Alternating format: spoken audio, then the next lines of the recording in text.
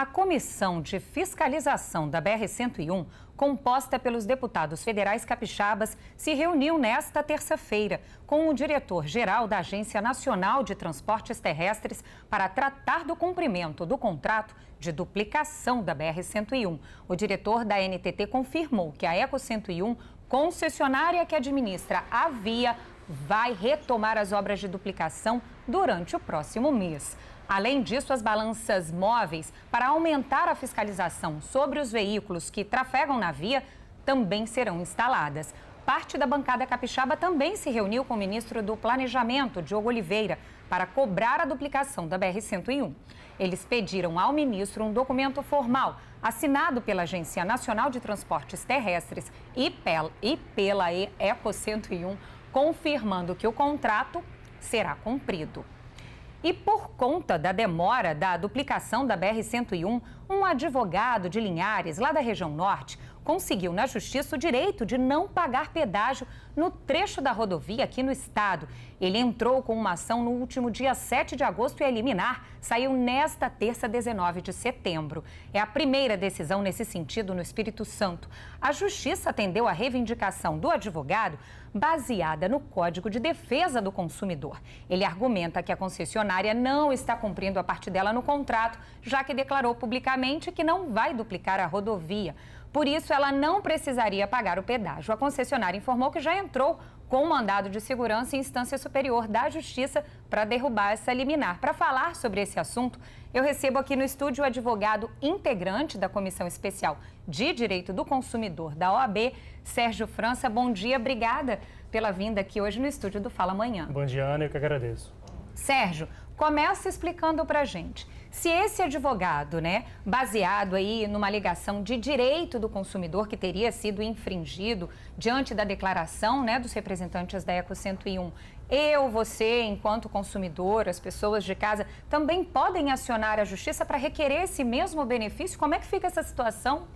Pois é, Ana, essa decisão ela foi proferida em sede de ação individual, o juiz proferiu ontem essa decisão liminar e ele concedeu, então, um pedido que foi formulado pelo advogado de Linhares, que é usuário do serviço da rodovia, e, portanto, consumidor, Então, o juiz aplicou o Código de Defesa do Consumidor nessa ação, proferiu essa decisão, então, isentando esse consumidor do pagamento da tarifa do pedágio, justamente fundamentando a sua decisão na quebra do contrato por parte da concessionária, porque a concessionária admitiu publicamente, e isso foi amplamente noticiado pela imprensa, que não cumprirá as obras de duplicação da rodovia. Então, esse advogado ele entrou com uma ação individual, portanto, essa decisão que foi proferida pelo Juizado Especial de Linhares, ela é válida somente para ele, enquanto consumidor, e a concessionária ela foi notificada, ela foi intimada para poder se manifestar antes do juiz proferir essa decisão, Só que ela não o fez, ela deixou transcorrer esse prazo integralmente sem se manifestar, ou seja, sem apresentar sua defesa contra esse pedido. E aí, então, o juiz ontem, considerando essa ausência de manifestação da concessionária, decidiu por conceder esse pedido. Então, esse advogado, ele está liberado do pagamento da tarifa do pedágio nas praças de pedágio administradas por toda a rodovia no Espírito Santo, sob pena de multa diária no valor de R$1.000 para o caso de descumprimento. Então, a concessionária ela já foi notificada, inclusive considerando a grande repercussão que essa decisão teve ontem na imprensa e nas redes sociais. Ontem mesmo a concessionária já apresentou a sua defesa, apresentou sua contestação no processo, alegando, dentre outras matérias de direito, que essa decisão merece ser reformada, porque essa decisão ela foi concedida única e exclusivamente para um consumidor e que também o contrato de concessão rodoviária que foi firmado com a União Federal por intermédio da ANTT, ele não prevê somente a duplicação da rodovia, com a ampliação do sistema viário, mas também a questão da manutenção, conservação, operação, monitoramento. Isso abre, então, um precedente muito grande de ações contra, então, a concessionária, de consumidores, vamos colocar assim, de uma maneira geral. Porque, na verdade, o Código de Defesa do Consumidor, ele prevê a defesa do consumidor em juízo tanto de forma coletiva, como de forma individual. No caso, no Espírito Santo, nós temos uma ação civil pública, que foi proposta pelo Ministério Público Federal contra a concessionária que administra a rodovia, E nessa ação civil pública há o pedido de uma indenização no valor de R$10 milhões.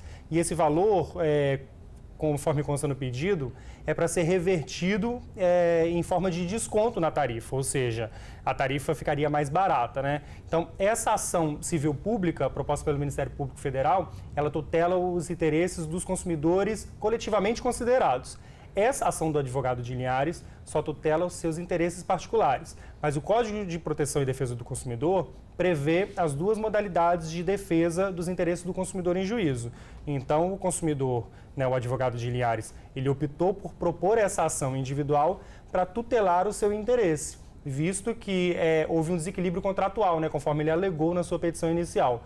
Porque, de um lado, ele, enquanto consumidor, é obrigado a pagar a tarifa, ele não tem outra saída, né, não tem outra forma, e a concessionária, por sua vez, admite publicamente que não cumpriria o contrato de concessão lá com a ampliação do sistema viário. Agora, a gente está falando no caso de uma concessionária, né, enfim, de pedágio, e no caso também dos motoristas, da população que paga o IPVA, que também é um imposto para manutenção das rodovias, né, também federais, enfim.